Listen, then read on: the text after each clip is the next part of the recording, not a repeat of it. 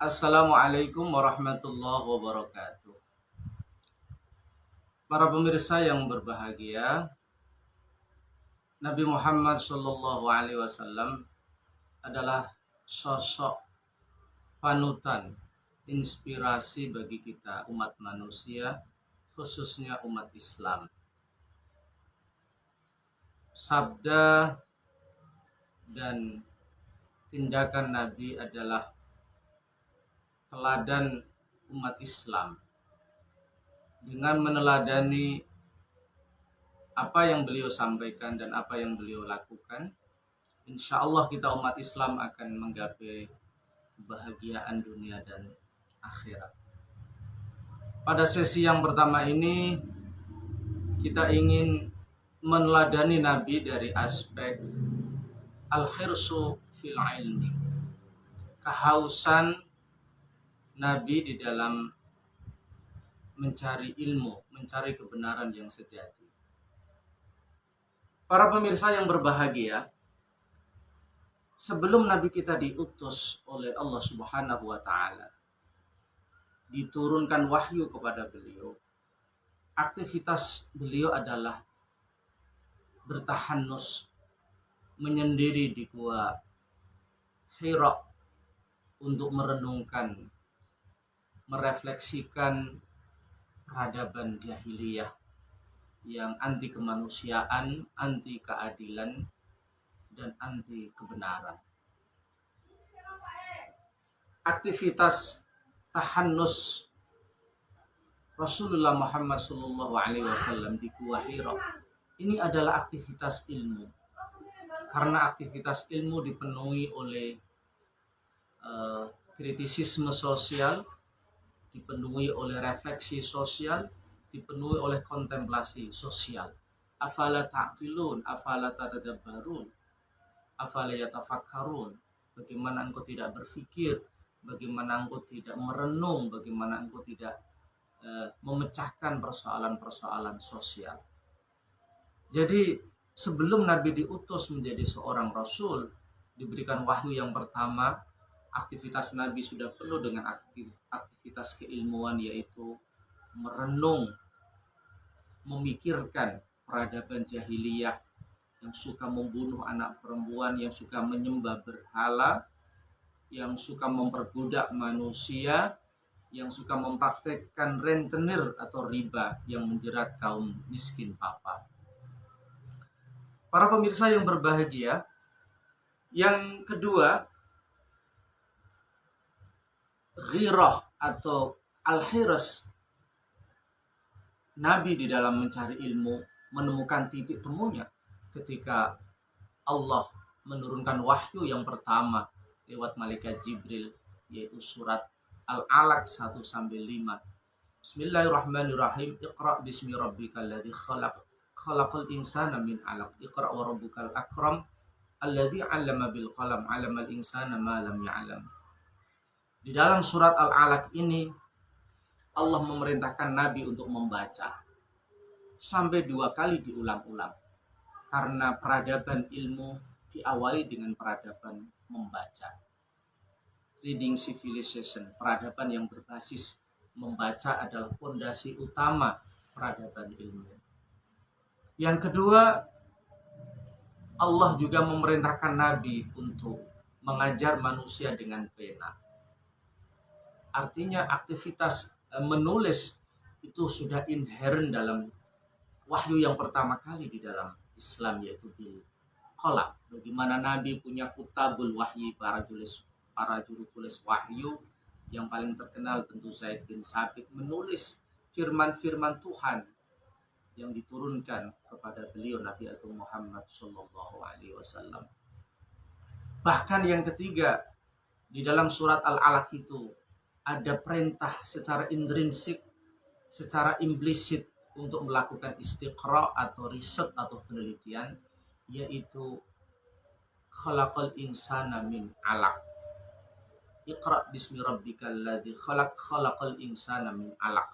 Allah menciptakan manusia dari alaq.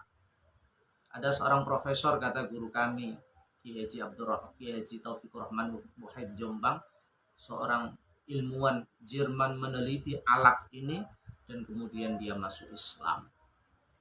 Ada tradisi membaca, ada tradisi menulis, dan ada tradisi riset yang diperintahkan oleh Allah kepada Nabi kita Muhammad Sallallahu Alaihi Wasallam. Para pemirsa yang berbahagia, perintah membaca, menulis, dan meneliti ini kemudian berdengung dengan cepat, menggema dengan cepat kepada para sahabat, sehingga sahabat-sahabat Nabi adalah orang-orang yang haus terhadap ilmu. Di mana ada majelis ilmu, pasti ada para sahabat. Mereka siang malam menunggu Nabi. Adakah wahyu yang turun? Adakah sabda-sabda Nabi yang bisa menjadi pelajaran bagi para sahabat? Kiai Haji Maimun Zubair dalam salah satu mau'idhahnya menjelaskan Nabi Muhammad SAW berhasil melakukan transformasi besar-besaran di semenanjung Arabia, di Makkah dan Madinah khususnya, mengubah perbudakan, mengubah kapitalisme yang tidak berkeadilan, mengubah struktur sosial yang sangat timpang, diawali dengan gerakan keilmuan, gerakan intelektual, yaitu gerakan membaca, menulis, dan meneliti. Gerakan Iqra, gerakan untuk membaca. Jadi gerakan keilmuan adalah basis pergerakan Nabi sebelum pergerakan sosial diawali dengan pergerakan keilmuan. Para pemirsa yang berbahagia, tentu banyak sekali sabda Nabi besar Muhammad Shallallahu Alaihi Wasallam. Di dalam salah satu kitab yang biasa diajarkan di pesantren, karya Imam Nawawi Al-Jawi yang saya terjemahkan dan saya jelas dalam buku 77 Jalan Menjadi Mukmin Sukses. Di dalam kitab Imam Nawawi ini dijelaskan banyak ayat-ayat hadis, yaitu kitab Qamil Tughyan, ayat dan hadis yang menjelaskan tentang pentingnya ilmu. Salah satunya ada sabda Nabi, utlubul ilma walau kana bainaka wa bainahu bahrun minan nar. Carilah ilmu meskipun antara kamu dan antara ilmu itu ada lautan api. Rawi-rawi rantas, malang-malang putung. Apapun tantangan, kendala yang ada harus dihadapi demi untuk menggapai ilmu. Para pemirsa yang berbahagia, kisah Nabi menjadi inspirasi kita bahwa beliau adalah sosok thalibul ilmi sejati. Ketika wahyu pertama kali turun, kemudian lama sekali wahyu tidak turun, Nabi gelisah. Apakah malaikat Jibril sudah lupa kepadaku? Ini menunjukkan bahwa Nabi selalu merindukan wahyu, selalu merindukan Al-Quran, selalu merindukan ilmu. Karena inti dari Al-Quran adalah ilmu Allah yang di dalamnya mencakup semua ilmu generasi awal, ilmu awalil wa ilmu akhirin, ilmu generasi awal sampai generasi akhir, semua ada di dalam Al-Quran.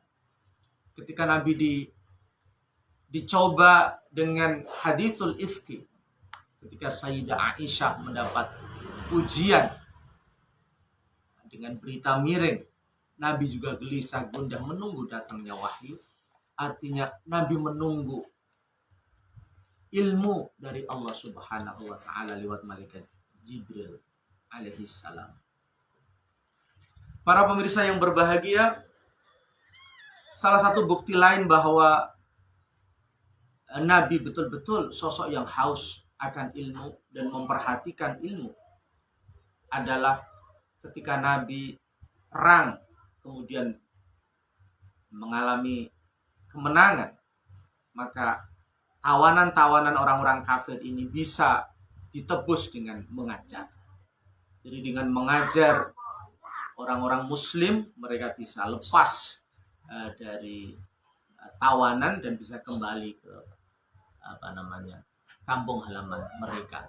Ini menunjukkan bahwa ilmu itu sesuatu yang sangat berharga, Ilmu itu kunci kita untuk menggapai kemenangan, ilmu itu kunci kita untuk menggapai kesuksesan. Para pemirsa yang berbahagia, yang terakhir ada sabda Nabi besar Muhammad Shallallahu Alaihi Wasallam yang begitu inspiratif. Kun aliman, au muta'alliman, au mustami'an, au muhibban, wala takun al-khamis. Jadilah kamu orang yang berilmu, yang tugasnya menyebarkan dan mengembangkan ilmu. Kalau tidak mampu, au muta'alliman, jadilah orang yang terus mengambil ilmu, belajar kepada orang-orang alim.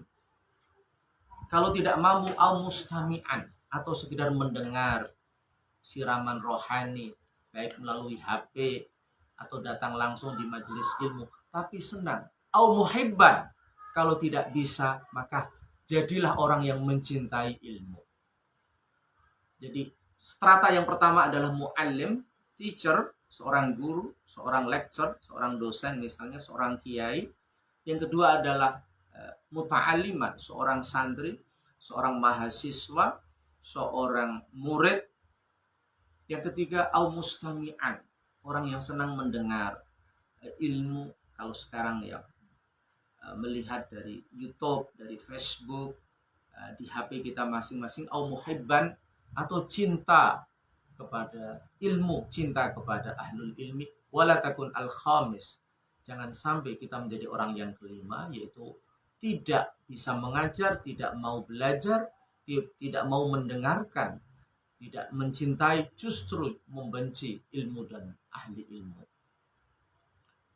Demikian inspirasi Nabi yang pertama, mendorong kita umat Islam untuk mencintai ilmu, untuk punya jiwa al-istitla, yaitu mengungkap, menelusuri ilmu-ilmu yang begitu luas. Wa fawqa kulli dzi ilmin alim, setiap orang yang berilmu pasti ada yang lebih ilmu dari dia. Oleh karena itu, sepanjang usia kita gunakan untuk mencari ilmu, ilmu Allah tidak akan pernah habis. Dan ingat, ilmu adalah kunci kemenangan, kunci kesuksesan dan kebahagiaan dunia dan akhirat. Semoga kita umat Islam bisa meneladani Nabi, menjadi orang yang mencintai ilmu, mencurahkan segala kemampuan untuk mengembangkan ilmu dan untuk mengembangkan masyarakat yang kita cintai. Demikian, semoga bermanfaat. Wallahul muwaffiq ila aqwamit thoriq. Assalamualaikum warahmatullahi wabarakatuh.